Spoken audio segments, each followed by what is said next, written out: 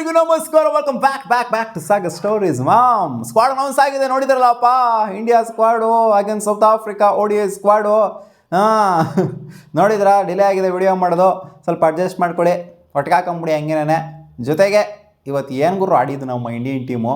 ನಾನು ಎಕ್ಸ್ಪೆಕ್ಟೇಷನ್ ಏನು ಇಟ್ಕೊಂಡಿದ್ದೆ, 300 ಮಗ್ಲಲ್ಲಿ ಇವ್ರನ್ನ ಆಲ್ ಔಟ್ ಮಾಡಿಬಿಟ್ಟು ಬಿಸಾಕಬೇಕು. ನಾನು ಯಾರು ವಿಕೆಟ್ ಬಿದ್ದಿತ್ತು ಇವತ್ತು ಏನು ಚಚ್ಚಿಸ್ಕೊಂಡ. ಮುತ್ತುಸ್ವಾಮಿ ಕೈಯಲ್ಲಿ ಸೆಂಚುರಿ ಹೊಡ್ಸ್ಕೊಂತಾರೆ. ಚೆನ್ನಾಗಿ ಆಡಿದ್ರೆ ಇಲ್ಲ ಅಂತಲ್ಲ, ಅವ್ರಿಗೆ ಕ್ರೆಡಿಟ್ ಕೊಡಬೇಕು. ಮಾರ್ಕೋ ಯಾನ್ಸನ್ ಕೈಯಲ್ಲಿ 90+ ಹೊಡ್ಸ್ಕೊಂತಾರೆ. ಅವರು ಸೆಂಚುರಿ ಹೊಡಿಬೇಕಾಗಿತ್ತಲ್ಲಿ, ಹಂಗೆ ನೋಡೋಕೆ ಹೋಯ್ತು ಅಂತಂದರೆ. ಯಾಪ್ಪ 489 ರನ್ ಹೊಡ್ಸ್ಕೊಬಿಟ್ಟವ್ರಲ್ಲ ಗುರು ಅಲ್ಲಿ. ಫಸ್ಟ್ ಇನ್ನಿಂಗ್ಸ್ ಅವ್ರಿಗೆ ಕ್ರೆಡಿಟ್ ಕೊಟ್ಬಿಡ್ಬೇಕಲ್ಲಿ. ಇನ್ಫ್ಯಾಕ್ಟ್ 2 ದಿನನೂ ಅವ್ರಿಗೆ ಕ್ರೆಡಿಟ್ ಕೊಡಬೇಕು. ಇವತ್ತು ಫುಲ್ ಆಡಿದಾರಲ್ಲಿ, ಇನ್ನೇನು ಇವಾಗ ಬ್ಯಾಟಿಂಗ್ ಸಿಕ್ಕಿದೆ ನಮಗಲ್ಲಿ. ನೋಡೋಣ ಅದೇನು ಮಾಡ್ತಾರೆ ಅಂತ. ಒಟ್ಟಿನಲ್ಲಿ ಫಸ್ಟ್ ಇನ್ನಿಂಗ್ಸಲ್ಲೇ ಇವಾಗ ಏನಾದ್ರು ಉದ್ರುಕೊಂಡು ಹೋದ್ರೆ ಇಂಡಿಯನ್ಸು ಪಕ್ಕ ಫಾಲೋ ಆನ್ ಏನಾರು ಆ ಥರ ಏನಾರು ಆಗೋಗ್ಬಿಡ್ತು ಅಂತಂದರೆ ಅದಕ್ಕಿಂತ ಅಜೀಬಾಗ ಅಂತದ್ದು ಇನ್ನೂ ಒಂದಿಲ್ಲ. ಕಾದು ನೋಡೋಣ. ಯಾಕಂದರೆ ಡಾಮಿನೇಟ್ ಮಾಡಿ ಬಿಸಾಕಿದ್ದಾರೆ ಗುರು.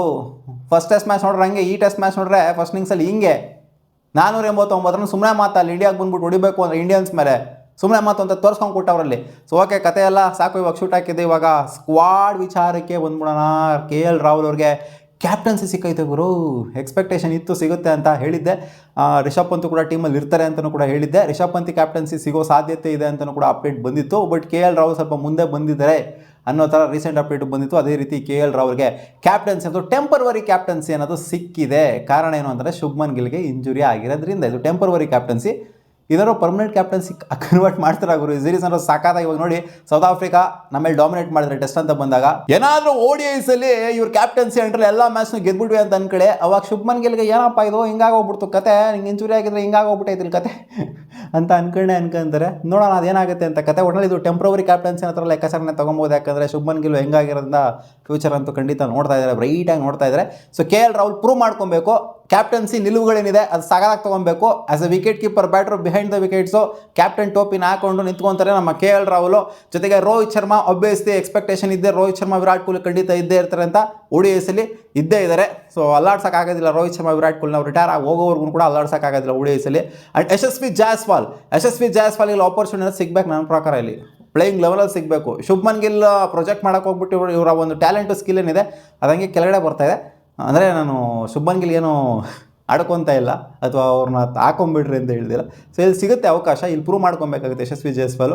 ತಿಲಕ್ ವರ್ಮಾ ಒಳ್ಳೆ ಪ್ಲೇಯರು, ನೋಡೋಣ ಹೆಂಗೆ ಪರ್ಫಾರ್ಮ್ ಮಾಡ್ತಾರೆ ಅಂತ. ರೀಸೆಂಟಾಗಿ ಚೆನ್ನಾಗೇನೋ ಪರ್ಫಾರ್ಮ್ ಮಾಡ್ತಾಯಿದ್ದಾರೆ. ಆ್ಯಂಡ್ KL ರಾಹುಲ್ ಗೊತ್ತಿರೋದೇ, ಕ್ಯಾಪ್ಟನ್ ಆಗಿದ್ದಾರೆ, ವಿಕೆಟ್ ಕೀಪರ್ ಆಗಿ ಆಡ್ತಾರೆ, ಮೇಯ್ನ್ ವಿಕೆಟ್ ಕೀಪರ್ ಆಗಿ 11 ಇರ್ತಾರೆ. Rishabh Pant as a backup wicket keeper ಆಡುವಂಥ ಸಾಧ್ಯತೆ ಇದೆ. ಅಥವಾ ಪ್ಲೇಯಿಂಗ್ ಲೆವೆಲ್ ಕೊಟ್ಟರು ಆಡಿದ್ರು ಕೂಡ ಆಶ್ಚರ್ಯ ಪಡುವಂಥದ್ದೆಲ್ಲ ಏನಿಲ್ಲ.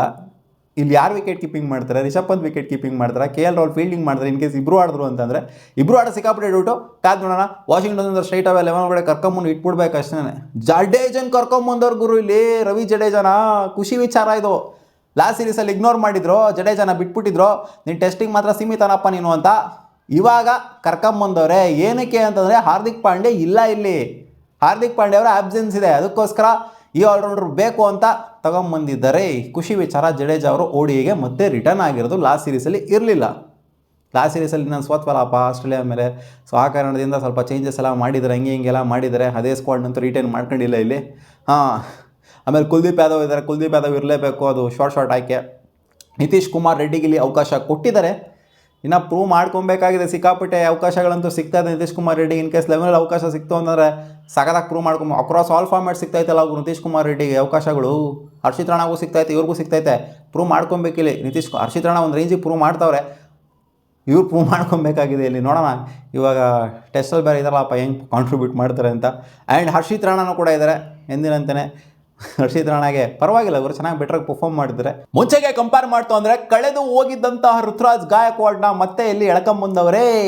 ಅವಕಾಶ ಸಿಗುತ್ತೋ ಇಲ್ವಾ ಬ್ಯಾಕಪ್ ಆಗಿ ಇವ್ರನ್ನ ಇಟ್ಕೊಂಡ್ರೆ ಥರ ಕಾಣಿಸ್ತೈತೆ ಸೀನ್ನ ನೋಡ್ತು ಅಂತಂದರೆ. ಖಂಡಿತ ಇಲ್ಲಿ ಓಪನರ್ಸ್ ಆಗಿಬಿಟ್ಟು ರೋಹಿತ್ ಶರ್ಮಾ ಜೊತೆಗೆ ಯಶಸ್ವಿ ಜಾಯ್ಸ್ವಾಲ್ನ ಓಪನ್ ಮಾಡೋದು ಅದರಲ್ಲಂತೂ ಡೌಟೇ ಇಲ್ಲ. ಇಲ್ಲಿ ಬ್ಯಾಕಪ್ ಓಪನರ್ ಆಗಿ ಅಥವಾ ಬ್ಯಾಕಪ್ ಮಿಡ್ಲ್ ಆರ್ಡರ್ ಬ್ಯಾಟರಾ ಹೆಂಗೆ ಬೇಕಾದ್ರೂ ಆಡಿಸ್ಕೋಬೋದು.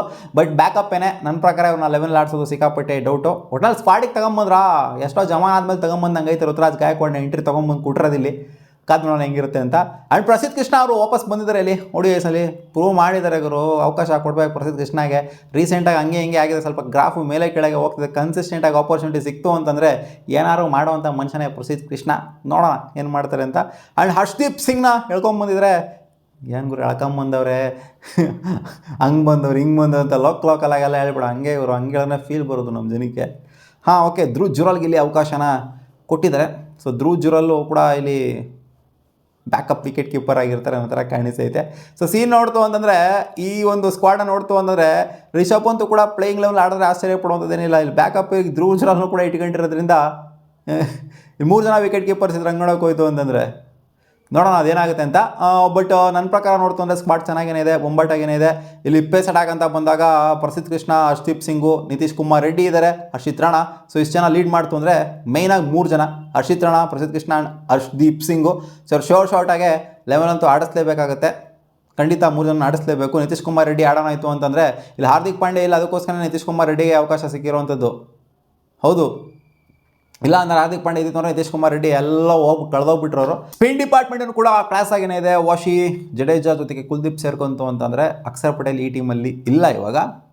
ನೋಡೋಣ ಹೆಂಗೆ ಪರ್ಫಾರ್ಮ್ ಮಾಡ್ತಾರೆ ಈ ಟೀಮ್ ಅಂತ. ಪ್ಲೇಯಿಂಗ್ ಲೆವೆಲ್ ಬಗ್ಗೆ ಏನು ಡಿಸ್ಕಸ್ ಮಾಡೋಕ್ಕೆ ಹೋಗೋದಿಲ್ಲ ಈ ಸ್ಕ್ವಾಡ್ನ ನೋಡಿಕೊಂಡು. ಒಟ್ಟಿನಲ್ಲಿ ಸ್ಕ್ವಾಡ್ ನೋಡ್ತಂದರೆ ಚೆನ್ನಾಗೇ ಇದೆ, ಬ್ಯಾಲೆನ್ಸ್ಡ್ ಆಗಿದೆ.